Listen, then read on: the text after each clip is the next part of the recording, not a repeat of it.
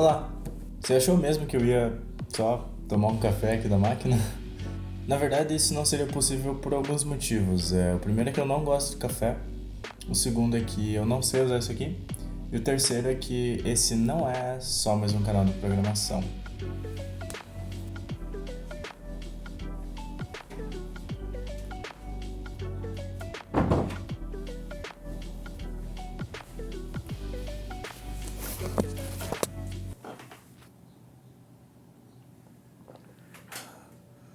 Agora isso aqui é muito mais a minha cara. Fala galera, beleza? Eu me chamo Léo, sou acadêmico de Ciências da Computação, desenvolvedor front-end e também youtuber nas horas vagas. Hoje eu vim falar sobre o porquê de eu ter migrado para o Linux e por que eu acho que você também deveria fazer isso. Antes de mais nada, eu peço que você me acompanhe nas redes sociais. Às vezes eu posto um conteúdo interessante por lá, mas principalmente no LinkedIn eu sou muito mais ativo. Além disso, peço que você cheque a nossa comunidade no Discord, uma comunidade voltada a desenvolvedores que buscam se ajudar e aprender juntos a serem cada vez melhores na sua carreira como dev. Também peço que, se possível, avalie esse vídeo para que eu saiba se vocês gostaram desse formato aqui e também para eu trazer mais vídeos como esse aqui pro canal. Então eu separei esse vídeo em alguns tópicos principais que me fizeram migrar para o Linux, né? E eu vou estar falando sobre eles aqui para vocês e dando minha opinião no geral sobre o assunto. Eu comecei a migrar para o Linux muito antes de começar nele de fato, né? Pois, na realidade, eu fui trocando os aplicativos que eu utilizava por aplicativos que eram compatíveis com Linux, né? Pois a minha premissa original seria testar ferramentas open source e gratuitas, assim como o projeto Linux, né? E as suas diversas distros. Então, enquanto eu estava utilizando o Windows ainda, eu passei a usar aplicativos que rodavam no Linux, porque eu sabia que alguns que eu utilizava, como os principais editores de texto, vídeo e imagem que eu utilizava e era a fonte aqui do canal, não rodavam no Linux. Então eu tinha que procurar alternativas que funcionassem nos dois, para eu ir me acostumando com elas no Windows e quando eu fizer suporte para o Linux eu já soubesse utilizá-las. Faz sentido, né? Então as principais delas foi o GIMP, que é o editor de imagem que eu substituí pelo Photoshop, que eu utilizava antes, né? Ambos têm um propósito igual de editar imagens e tem diversas maneiras de como fazer isso, e eles são bem diferentes nesse sentido, né? Então eu demorei um pouco para me acostumar com o GIMP, mas hoje eu prefiro muito mais utilizá-lo do que o Photoshop. Eu tenho muito mais habilidades com o GIMP do que com o Photoshop.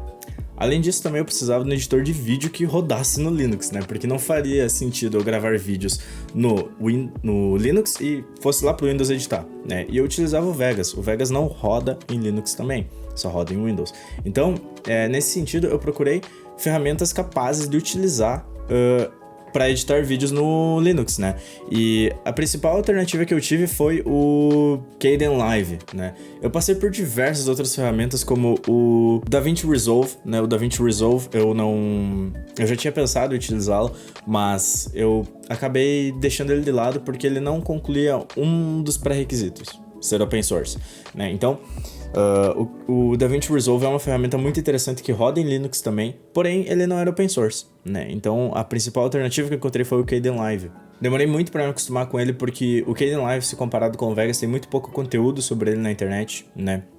Então, quando eu precisava resolver um problema, fazer uma feature, eu não sabia pesquisar a respeito, e isso tudo demorou muito tempo para me acostumar, mas hoje eu utilizo essa ferramenta e acho uma maravilha. Também tem o Audacity, que é clássico. O Audacity a maioria das pessoas utilizam, e ele é open source, gratuito, roda tanto em Windows quanto Linux, mas naquela época eu precisava de um aumento, né, de uma melhoria no meu áudio, porque naquela época eu precisava melhorar o áudio aqui do canal, né? Pois eu não tinha o mic que eu tenho, que inclusive eu não estou utilizando hoje, por causa desse formato de vídeo aqui, e eu tinha que melhorar muito a qualidade de áudio, eu precisava de uma ferramenta para isso, então eu escolhi o Audacity, né? Que na verdade não é muita novidade porque muita gente utiliza ele, é uma ferramenta top demais, né? Além disso, tem algumas ferramentas mais de lado, assim como o Go, por exemplo, que ele serve para utilizar códigos Unix no Windows, né? Utilizar comandos Bash no PowerShell e no CMD. Então, eu já fiz vídeo dele aqui no canal sobre como personalizar o seu terminal do Windows e assim, foi uma ferramenta que me acostumou muito a utilizar, como navegar com pastas, etc. Da mesma maneira como é feita no Linux, né? Isso facilitou muito o trabalho quando eu migrei para o sistema operacional. Além disso, também teve o Flameshot, que é um app de screenshot, né? Que eu queria muito ter no Windows. Eu via YouTubers que faziam tutoriais de programação utilizando o Flameshot no Linux. Só que ele não existe para Windows, ele não funciona no Windows. Ou se funciona, meu amigo, eu não consegui fazer. Boa sorte aí para tentar. E naquela época eu utilizava o Lightshot, que é até uma opção interessante, ele é muito bom, o Lightshot. Mas eu queria o Flameshot, eu achava ele bonito, queria, e sim, um app de screenshot me fez migrar para o Linux também. Então, começa por aí. Outro ponto chave também foi o sistema operacional em si, né? Desde que eu comecei a minha carreira como dev, utilizar Linux se tornou uma ideia muito mais atrativa, né? Era algo que eu tinha medo, era algo que eu tinha receio, eu não queria fazer, porque parecia um mundo completamente novo para mim, né? E realmente é. Só que utilizar Linux parecia uma skill muito importante para sua carreira como dev, independentemente se você é dev front, back, full stack, tanto faz, né? Parece que utilizar Linux é um pré-requisito para boa parte das coisas relacionadas à programação, né? Aos empregos e etc. Pois ele é a base da infraestrutura em cloud e diversas outras questões que tornam ele muito melhor do que utilizar o Windows para desenvolver. Eu optei pelo Kubuntu porque ele é parecido com o Ubuntu. Na realidade ele é o Ubuntu, mas com a interface KDE, pois o Ubuntu vem com default a interface GNOME, e eu achei a KDE mais parecida com o Windows e muito mais agradável para eu começar. Então eu resolvi ficar com essa interface e a opção principal para se utilizar nesse caso foi o Kubuntu. E assim, utilizar Linux é maravilhoso, é uma experiência muito boa, o sistema operacional é muito fluido e utilizar os comandos Unix, o terminal e etc. torna o processo de desenvolvimento muito mais fácil, agradável e correto, né? Não que o Windows seja errado, mas parece que utilizar esses métodos que você usa no Linux é muito mais certo, é muito melhor, né? E claro que assim, a vida não é perfeita, né? Eu encontrei problemas desenvolvendo com o Linux ou até no uso do dia a dia, pois o meu objetivo principal era utilizar um dual boot, né? Só que na primeira vez que eu tentei fazer dual boot, eu não consegui, tá? Eu não consegui.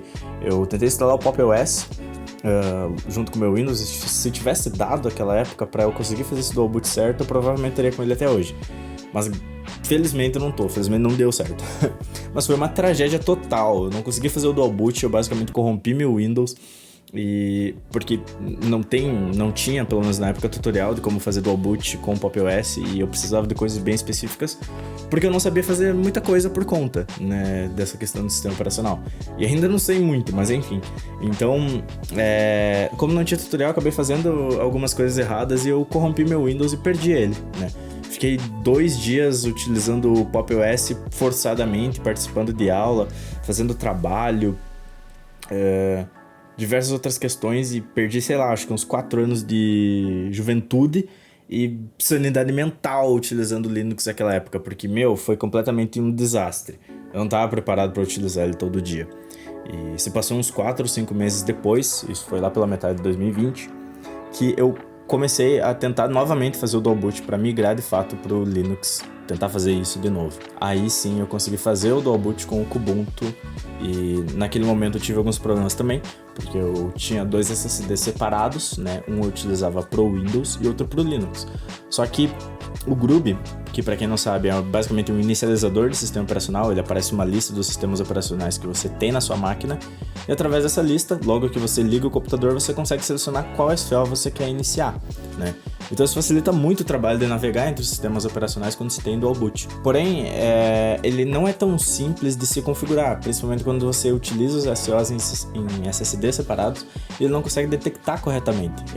Pelo menos é o que eu presumo que tenha acontecido comigo, né? E caras, eu tô utilizando Linux desde janeiro de 2021, agora é dezembro, quase janeiro de novo de 2022, e faz menos de um mês que eu arrumei o meu Grub, tá? Que eu dei uma geral aí na minha distro, no meu PC, etc, organizar minha vida, e eu voltei a utilizar o Grub, né? Porque ele tinha corrompido, e eu utilizei o Boot Repair Manager no Linux e suave, consegui utilizar o Grub, e agora, é muito fácil. Se você for fazer dual boot e corromper seu Grub, essa é a prioridade number 1 que você tem que fazer, é de arrumar o seu Grub. Não fique sem ele, tá? E por que eu precisava do dual boot? Principalmente porque eu já sabia utilizar o Windows, e se eu precisasse, eu tinha essa Eu tinha para onde correr se eu precisasse, não soubesse fazer no Linux, mas principalmente para jogar, né? Então, jogar no Linux é algo meio complicado, é algo que está evoluindo, está crescendo, está muito mais maduro do que já teve na vida dele, né? Então, com projetos como Lutris, Proton, a Steam ajudando, então tem diversas outras coisas que estão tornando jogar no Linux possível, mas ainda não é viável, tá? Por quê? Porque, bom, basicamente a maioria dos jogos eles não são feitos nativos para Linux, eles são feitos para rodar em Windows. E nesse cenário, quando a gente precisa jogar jogos que foram feitos para Windows no Linux, basicamente o que a gente tem que fazer é emular os jogos de Windows no Linux. E é isso que esses projetos como Lutris, Proton fazem, né? E eles têm apoio da Steam, porque a Steam quer lançar jogos no Steam OS, e quanto mais jogos ela puder vender no seu próprio sistema operacional, melhor para ela. E para nós também, porque aí a gente tem o apoio de uma empresa muito grande que valoriza o trabalho open source da comunidade, ajudando a tornar esse sonho possível, né? Então os dois saem ganhando. Então, só que existem alguns jogos que são completamente impossíveis de rodar no Linux, como League of Legends, Valorant e o meu jogo favorito da época, que é o Escape from Tarkov, né? Por que jogar esses jogos é impossível no Linux? Pois alguns jogos têm um anti-cheat, né, que impede você de utilizá-lo no Linux, porque ele detecta que ao você tentar emular o Windows num Linux, você está utilizando uma virtual machine, né? E existem alguns cheats para esses jogos e para diversos jogos, na verdade, que utilizam essas virtual machines para facilitar o jogo, né? Basicamente fazer o hack. Então a solução para esse problema seria a comunidade, né, desenvolver uma maneira alternativa que passasse por essa verificação. Só que esse é um processo lento, demorado e que ainda está acontecendo. Então, alguns jogos a gente não consegue usar no Linux hoje. Um jogo que eu realmente consegui rodar no Linux foi o Rocket League, né? E, inclusive, recomendo muito para quem está tentando para utilizar o Proton da Steam do que o da Epic Games, porque é muito melhor, é muito mais fluido.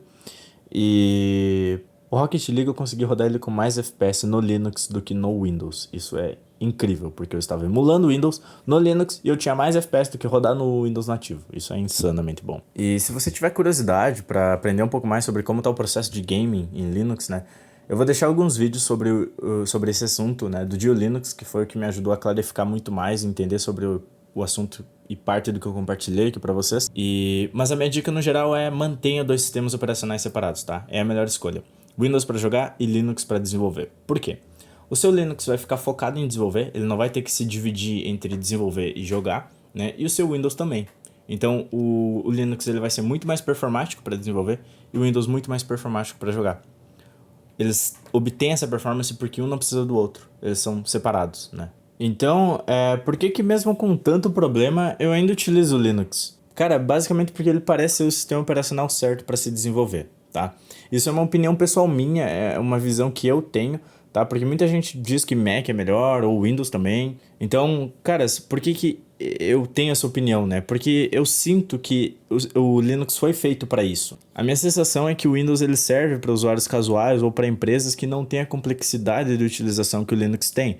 E essa complexidade de utilização é exatamente o que faz ele ser melhor para desenvolver. As possibilidades que ele dá para um desenvolvedor. As coisas que o Linux falta, como jogos que rodam melhor no Windows, faltam no Windows por rodarem melhor no Linux. E essa é a sensação que eu tenho e me fazem continuar com ele. Então, como eu tenho os dois, eu tenho o melhor de cada mundo. E também porque depois de um tempo eu percebi que eu estava utilizando o Windows simplesmente pelo conforto de eu já saber utilizar aquele sistema operacional, né? E não é porque isso é errado, isso é o certo, na verdade. Quando você aprende a programação, começa a aprender a programação, é muito melhor você utilizar um sistema operacional que você já conhece, porque você exclui essa necessidade de aprender um sistema operacional completamente novo. Você já sabe utilizar aquele sistema operacional. O que você precisa aprender é coisas relacionadas à programação e ao conhecimento que você está desejando obter, né? Então isso é muito melhor porque a curva de aprendizado fica muito, mas muito menor. Em determinado momento, se você não está contente com o seu sistema operacional ou quer migrar para outro, vale a pena, porque assim você aprende muito mais e melhora o seu processo de desenvolvimento, né? Você cria um ambiente que você gosta, que você se sente melhor desenvolvendo lá.